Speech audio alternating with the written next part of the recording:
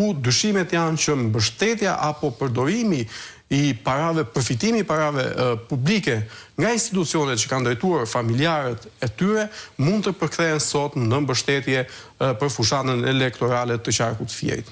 Por ju sigurisht ti po bëni një punë kolosale, nuk rrit dot pa ta bërë këtë pyetje, për çfarë po punon Plugu, ku do godasërish?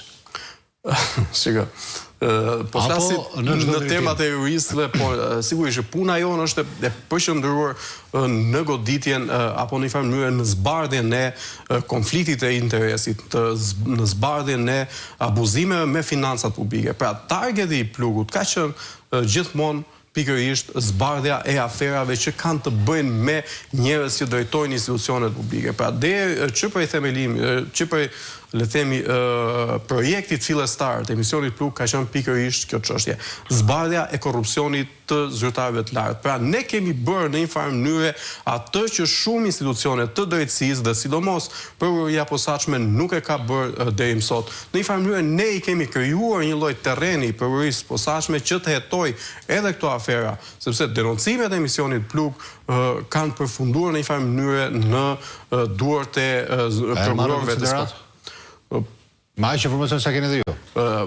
Në rastin e 5B-s, për shembull, shohim që deri më sot nuk ka asnjë lloj reagimi, edhe pse në qarkun e Fierit janë të stacionuar 2 prokurorë të SPAK.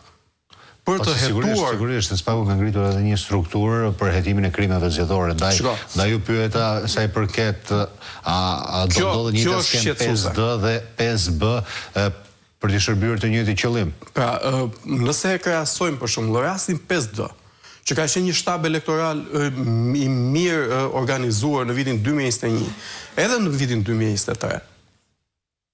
2023, në rastin 5B nuk kemi asnjë reagim, por fakti që drejtorët e Belinda Ballukut, njerëzit e afërt të saj janë shpërngulur nga Tirana në Fier dhe një pjesë e tyre janë kandidat për deputet në qarkun e Fierit, do të thotë që e gjithë kjo shpur sigurisht që po funksionon si një shtab elektoral. Ne kemi 10 drejtorë, ende të panjohur një pjesë e tyre që sot janë të pozicionuar në qarkun e Fierit. Dhe do të mjaftonte ai SPAK, nëse do ta hetojë këtë si çështje për të parandaluar një masakër zgjedhore në qarkun e Fierit, është shumë e thjeshtë të shoh tabulatet, të shoh impulset e antenave telefonike, të numrave telefonit të këtyre zyrtarëve ku janë loguar gjatë këtyre kohëve, të shoh gjithashtu shpenzimet e karburantit, të dietave të personelit dhe të bëj një lloj lidhje dhe krahasimi njësoj siç bëri Merion Veliajn për të vërtetuar që ai ishte pronar i vilës në Qerret. Pra ka mundësi pafund SPAK, jo vetëm kaq, por mjafton